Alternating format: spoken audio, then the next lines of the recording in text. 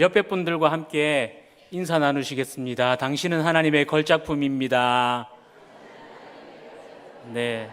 앞뒤 좌우로 또 한번 인사 나누시겠습니다. 당신은 하나님의 걸작품입니다. 네. 여러분, 세상에서 제일 재미있는 구경이 무엇인지 아시죠? 아시죠?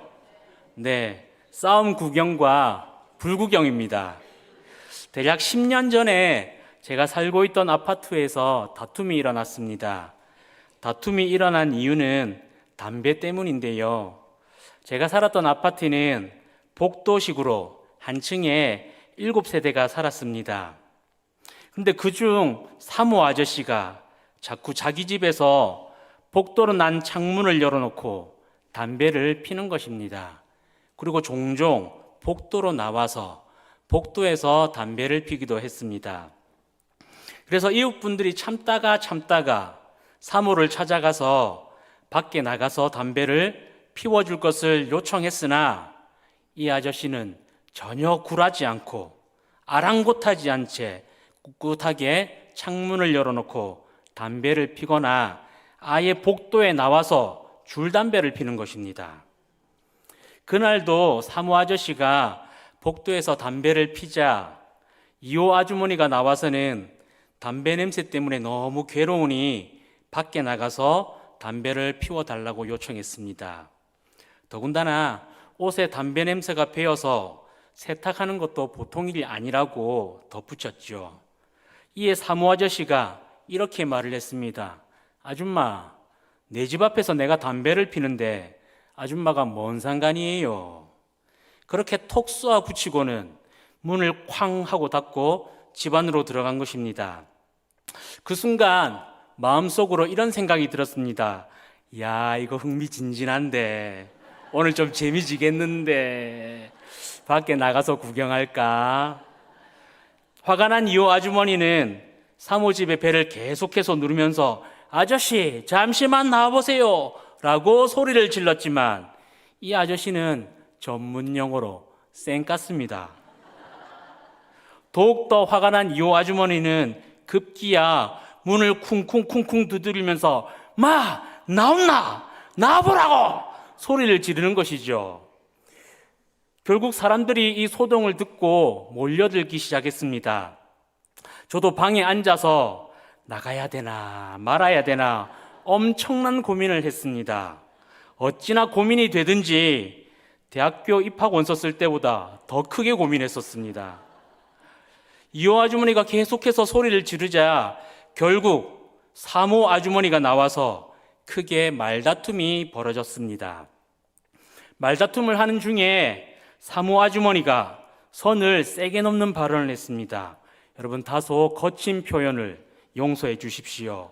야, 이 삐리리야, 네 같은 게 교회를 다니니까 교회가 그 모양 그 또꼬라지지.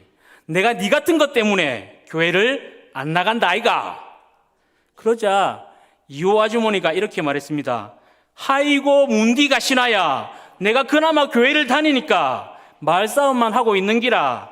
내가 교회 다니기 전이었으면 니는 벌써 뺨아리가 날아갔어. 벌써 뒤졌어. 알겠나? 그 후로도 말다툼은 계속되었고 사람들이 복도에서 담배 피는 사모 아저씨를 나무라면서 2호 아주머니를 편들어 주자 사모 아주머니도 문을 쾅 닫고 들어가는 것으로 일단락이 되었습니다. 여러분, 이 이야기를 들으시면서 어떤 생각이 드십니까? 이런 일들은 우리의 일상에서 종종 일어나는 일인데요. 어떤 분은 그저 웃어 넘길 수도 있고 또 어떤 분은 교회 다니는 사람이 좀 참지라고 생각하실 수도 있습니다. 그런데 저는 그 순간 무슨 생각이 들었냐 하면 옳거니 이것이 바로 은혜지라는 생각이 들었습니다. 화가 나면 먼저 손을 올리고 폭력을 행사하던 사람이 폭력을 휘두르지 않고 말다툼으로 끝낸 것은 예수 그리스도를 믿게 됨으로 일어난 변화이기 때문입니다. 여러분, 더 놀라운 사실은요, 그 다음 날 저녁 2호 아주머니가 3호를 찾아가서 선물을 건네며 먼저 사과를 하는 것입니다. 어제는 너무 미안했어요. 그런데 모든 기독교인이 저와 같지는 않아요. 저는 교회 다닌 지 얼마 안 돼서 아직 성격이 더럽지만 다른 사람들은 착해요. 그러니 기독교인에 대해서 오해하지 말아주세요. 여러분, 이 일련의 사건을 보며 느낀 것은 정말로 이것이 하나님의 은혜구나라는 것이었습니다. 예수님을 믿게 되면서 참게 되는 것, 예수님을 믿음으로 인해서 먼저 용서를 청하게 되는 것, 예수님을 믿음으로 하나님의 이름이 땅에 떨어지지 않도록 조심하게 되는 것, 예수님을 믿음으로 인해서 변화되는 것, 이것이야말로 진정한 은혜입니다. 여러분, 우리는 은혜 받았습니다라는 표현을 자주 합니다. 은혜라는 단어의 뜻은 아무런 대가 없이 주어지는 하나님의 선물이라는 뜻입니다. 여러분, 아무런 대가 없이 주어지는 하나님의 선물이 무엇일까요? 바로 구원이죠. 그래서 은혜의 핵심은 하나님께서 우리를 사랑하셔서 우리의 죄를 용서하시고 우리를 구원하시는 것입니다. 구원이야말로 하나님께서 우리에게 주시는 가장 큰 선물임과 동시에 가장 큰 은혜인 것이죠. 그런데 우리는 은혜라는 말을 사용할 때 주로 설교를 듣거나 찬양하거나 기도를 할 때 많이 사용합니다. 설교와 찬양 그리고 기도가 감동이 되었을 때 은혜 받았습니다라고 하죠. 그리고 물질적인 어려움, 사람과의 관계, 육체의 질고 등 내 힘으로는 도저히 해결할 수 없는 이 상황에서 전혀 생각지 못한 방법으로 문제가 해결되었을 때 우리는 그때 하나님께 은혜를 받았다라고 합니다. 그런데 여러분, 진정한 의미에서 은혜는 설교를 듣다가 찬양을 하다가 기도를 하다가 하나님께서 주신 감동으로 울거나 위로받은 것을 뛰어넘어 그 감동이 밑바탕이 되어 내 삶이 변화되는 것입니다. 9.4.1생의 위기에서 하나님의 도우심으로 위기에서 벗어나는 것을 넘어서 하나님의 도우심을 통해 하나님께 감사하고 하나님께 순종의 삶을 살겠노라고 결단하며 하나님이 주인 되는 삶을 살기 위해 노력하고 변화되는 것이 바로 은혜입니다. 은혜는 나의 연약함과 부족함, 나의 교만함과 죄를 깨달아 더 이상 죄를 짓지 않기 위해 노력하고 하나님의 말씀대로 살기 위해 노력하면서 나의 성품이 그리고 가치관이 행동이 말이 변화되어 예수님을 닮아가는 것이 은혜입니다. 그래서 우리가 은혜를 받고 나면 말씀을 읽는 것이 즐겁고 기도를 하는 것이 재밌어서 예배의 자리에 기도의 자리에 더 자주 참여하게 되는 것이죠. 세상에서 점점 재미있었던 것들이 이제 점점 더 재밌어지지 않고 오히려 하나님과의 관계가 더 재밌어지는 것입니다. 그렇기에 진정으로 은혜를 경험한 사람은 삶에서 거룩함을 회복하게 되는데 이것을 거듭남이라고도 하고요, 성화라고도 합니다. 오늘 본문에 나오는 바울을 한번 보십시오. 바울이 예수님을 믿기 전에는 어떤 사람이었습니까? 그는 바리새인으로서 최고의 율법 학자에게서 율법을 배웠습니다. 그리고 그렇게 배운 율법으로 그리스도인들을 박해하고 핍박하는데 앞장선 사람이었습니다. 그랬던 그가 예수 그리스도를 만난 후 어떻게 변화되었습니까? 그 스스로 예수님을 믿기 전에는 비방자, 박해자, 폭행자, 죄인 중에 괴수였다고 고백합니다. 그랬던 그가 예수님을 만나서 이 세상 누구보다 복음 전도에 앞장서는 사람이 되었습니다. 죽음을 두려워하지 않고 복음 전도자의 사명을 감당했습니다. 생각이 변하고 가치관이 변하고 삶이 변한 것이죠. 믿음이 변했습니다. 여러분, 예수님의 제자들을 한번 생각해 보십시오. 예수님이 승천하시기 전까지 그들은 예수님을 따라다니며 많은 기적을 보았습니다. 예수님의 가르침을 들었습니다.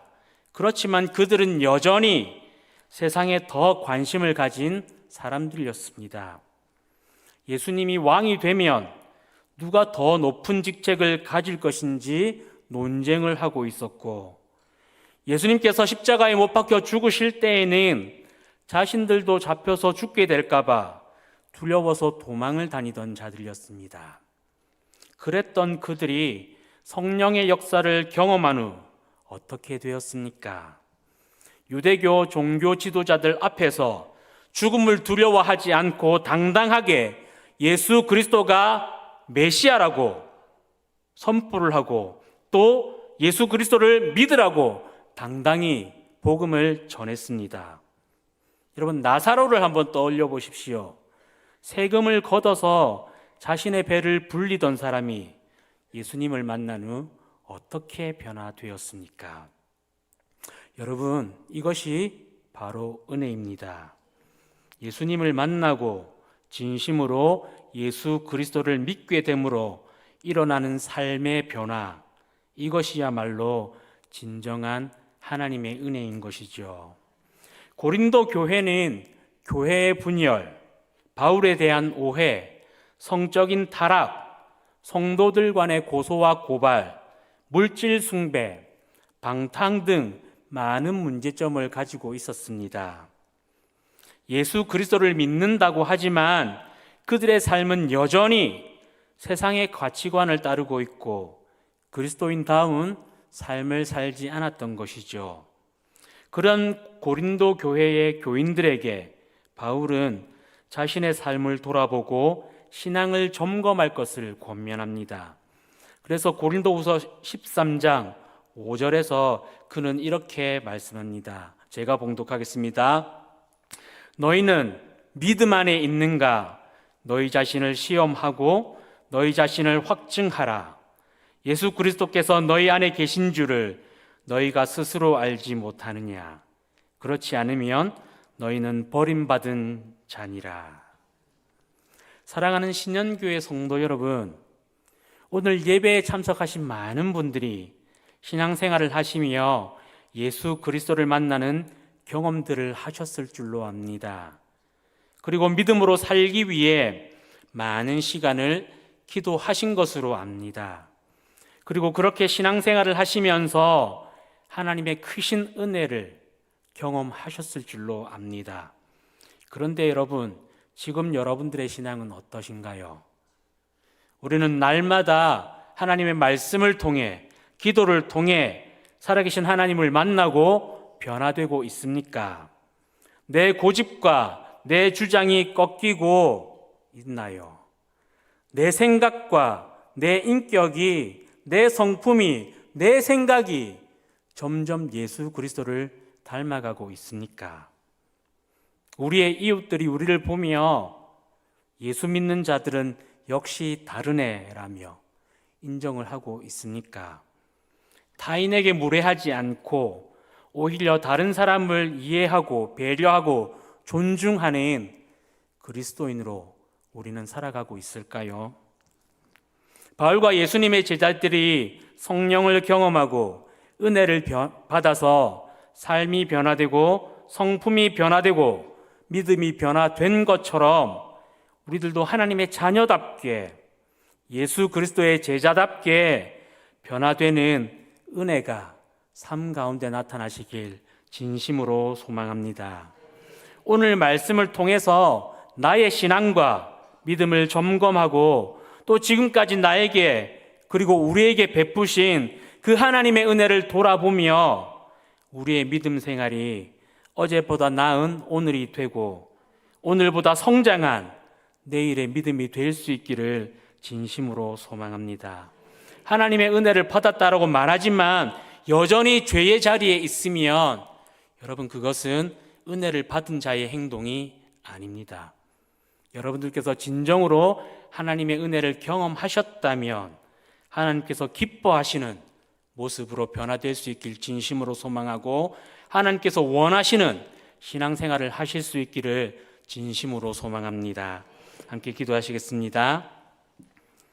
사랑이 많으신 하나님, 우리에게 베푸신 하나님의 사랑이 얼마나 크고 감사한 것인지 깨닫게 하셔서 나의 삶에, 우리의 삶에 하나님의 은혜가 가득하게 하시고 우리 신현교회 안에 하나님의 은혜가 충만하게 하여 주시옵소서.